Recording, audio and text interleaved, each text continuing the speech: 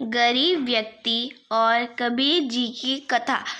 परमेश्वर कबीर साहिब जी महाराष्ट्र पंढरपुर के पास आश्रम बनाकर सत्संग किया करते थे। सत्संग में ज्ञान की बातें बताते थे जो सभी लोगों को बहुत अच्छी लगती थी। सज्जन व्यक्ति कबीर जी के ज्ञान से प्रभावित होकर नाम दीक्षा लेकर भक्ति करने लगते थे। धीरे धीरे लोगों के भक्ति करने से उनके साथ बहुत सारे चमत्कार भी होते थे। कबीर साहिब के सत्संग समागम में लोग बहुत उमंग से आते थे। उन्हीं भक्तों में से एक भक्त नाम रंका था। रंका भगत जी एक सच्चे सेवक थे। उनकी पत्नी बंका तथा बेटी अवंका भी भक्ति किया करते थे। उनका परिवार बहुत निर्धन था। दोनों पति पत्नी जंगल से सूखी लकड़ियां तोड़कर लाते थे तथा उनको शहर में बेचकर अपना घर चलाते थे।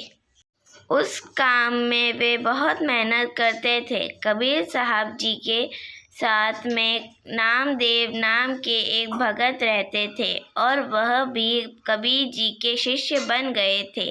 एक दिन उन्होंने अपने गुरुदेव कबीर जी से प्रार्थना की और बोले, हे गुरुदेव, आपका भक्त रंका बहुत निर्धन है। वह जंगल से लकड़ियां तोड़ कर लाते हैं और उनको शहर में ले जाकर बेचते हैं। उससे उन्हें जो धन प्राप्त होता है उससे यह अपना गुजारा बड़ी मुश्किल से कर पाते हैं।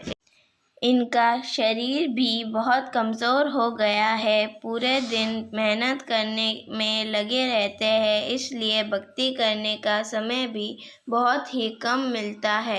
इनको कुछ धन प्रदान कीजिए ताकि इनका निर्वाह आसानी से हो सके। कबीर साहब जी ने कहा, भक्त नामदेव, मैंने इनको धन देने की बहुत बार कोशिश की परंतु ये लेते ही नहीं।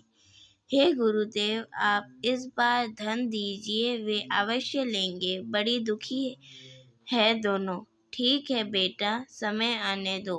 एक दिन रंका और बंका रोज की तरह लकड़ियां सर पर लेकर आ रहे थे। जिस रास्ते से वह दोनों आ रहे थे, कबीर जी अपने शिष्य नामदेव जी को लेकर उसी रास्ते पर आ गए। उन्होंने रास्ते के बीच में सोने चांदी के आभूषण तथा कुछ अशर्फियाँ डाल दी और स्वयं दोनों एक झाड़ी के पीछे जाकर छुप गए और उनके आने का इंतजार करने लगे।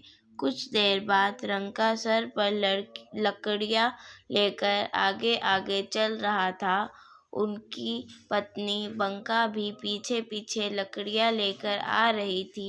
अचानक रंका की नज़र नीचे पड़ी। उसने देखा कि सोने चांदी के आभूषण तथा अशर्फियाँ पड़ी है।